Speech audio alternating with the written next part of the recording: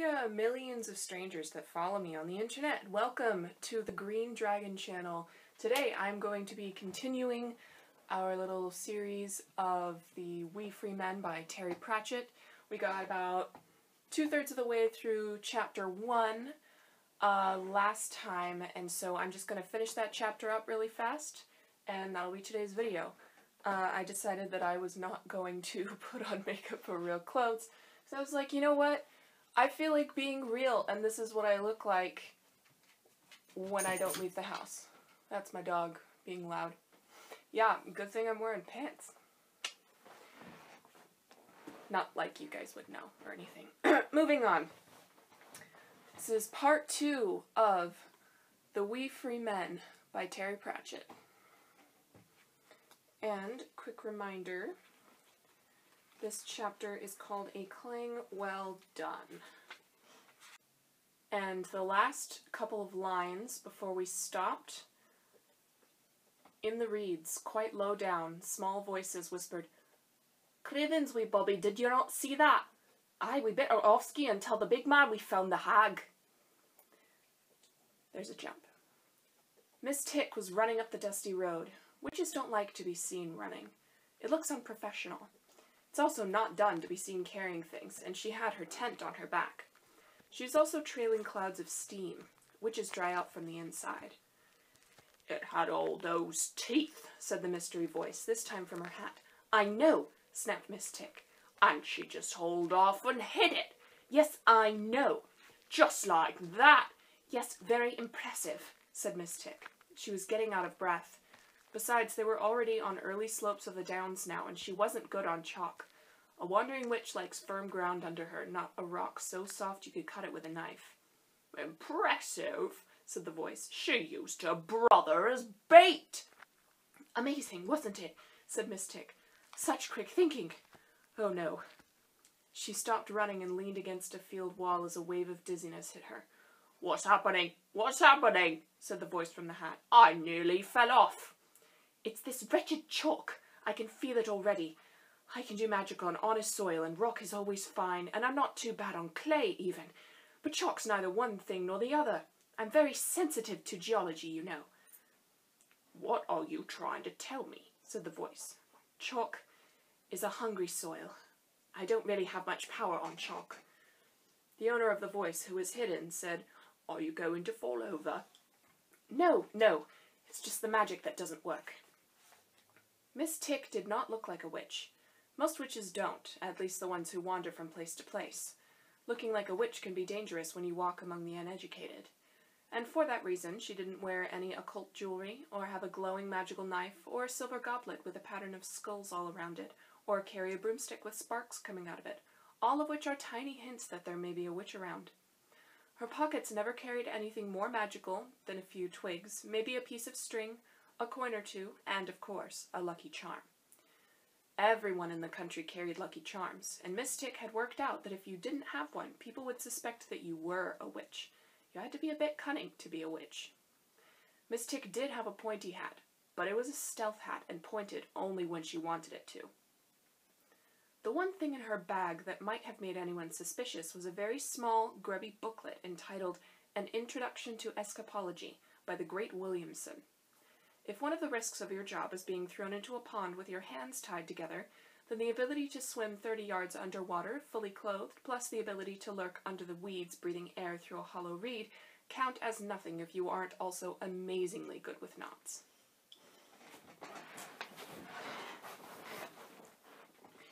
"You can't do magic here," said the voice in the hat. "No, I can't," said Miss Tick. She looked up at the sounds of jingling. A strange procession was coming up the white road. It was mostly made up of donkeys pulling small carts with brightly painted covers on them. People walked alongside the carts, dusty to the waist. They were all men. They wore bright robes, or robes at least, that had been bright before being trailed through mud and dust for years, and every one of them wore a strange black square hat. Miss Tick smiled. They looked like tinkers, but there wasn't one among them, she knew, who could mend a kettle. What they did was sell invisible things. And after they'd sold what they had, they still had it. They sold what everyone needed but often didn't want. They sold the key to the universe to people who didn't even know it was locked. I can't do, said Miss Tick, straightening up, but I can teach. A jump. Tiffany worked for the rest of the morning in the dairy. There was cheese that needed doing. There was bread and jam for lunch. Her mother said, "The teachers are coming to town today. You can go if you've done your chores." Tiffany agreed that, yes, there were one or two things she'd quite like to know more about.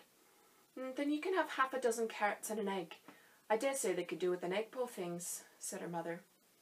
Tiffany took them with her after lunch and went to get an egg's worth of education. Most boys in the village grew up to do the same jobs as their fathers, or at least some other job somewhere in the village where someone's father would teach them as they went along. The girls were expected to grow up to be somebody's wife. They were also expected to be able to read and write, those being considered soft indoor jobs that were too fiddly for the boys. However, everyone also felt that there were a few other things that even the boys ought to know, to stop them wasting time wondering about details like, what's on the other side of the mountains, and how come rain falls out of the sky? Every family in the village bought a copy of the almanac every year, and a sort of education came from that. It was big and thick and printed somewhere far off, and it had lots of details about things like phases of the moon and the right time to plant beans.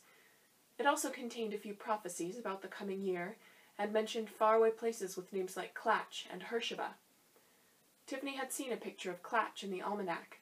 It showed a camel standing in a desert. She'd only found out what both those names were because her mother had told her. And that was Clatch, a camel in a desert.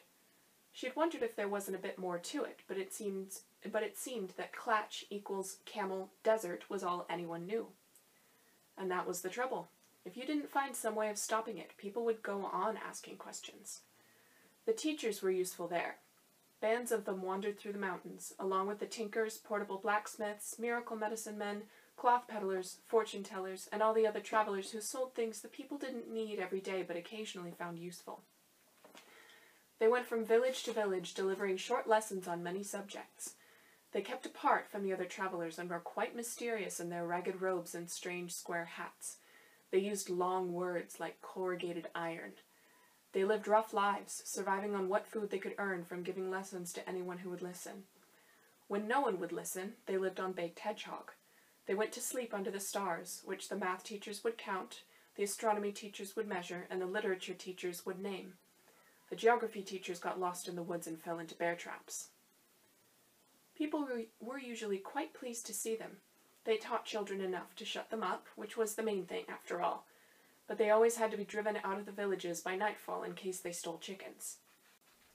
Today the brightly colored little booths and tents were pitched in a field just outside the village. Behind them small square areas had been fenced off with high canvas walls and were patrolled by apprentice teachers looking for anyone trying to overhear education without paying. The first tent Tiffany saw had a sign that read, and this is phonetical spelling, so I won't be able to fully relay exactly how badly it's spelled, but I'm sure you'll figure it out. Geography, geography, geography for today only.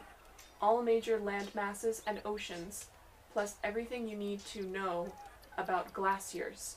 1 penny or all major vegetables accepted. Tiffany had read enough to know that while he may be a whiz at major land masses, this particular teacher could have done with some help from the man running the stall next door. The wonders of punctuation and spelling. Absolute certainty about the comma. I before E completely sorted out. The mystery of the semicolon revealed. C the ampersand, small extra charge. Fun with brackets. Will accept vegetables, eggs, and clean used clothing. The next stall along was decorated with scenes out of history, generally of kings cutting one another's heads off, and similar interesting highlights. The teacher in front was dressed in ragged red robes with rabbit skin trimmings, and wore an old top hat with flags stuck in it. He had a small megaphone that he aimed at Tiffany. "The death of kings through the ages," he said. "Very educational, lots of blood." "Not really," said Tiffany. "Oh, you've got to know where you've come from, miss," said the teacher. "Otherwise, how will you know where you're going?" "I come from a long line of aching people," said Tiffany, "and I think I'm moving on." She found what she was looking for at a booth hung with pictures of animals, including, she was pleased to see, a camel.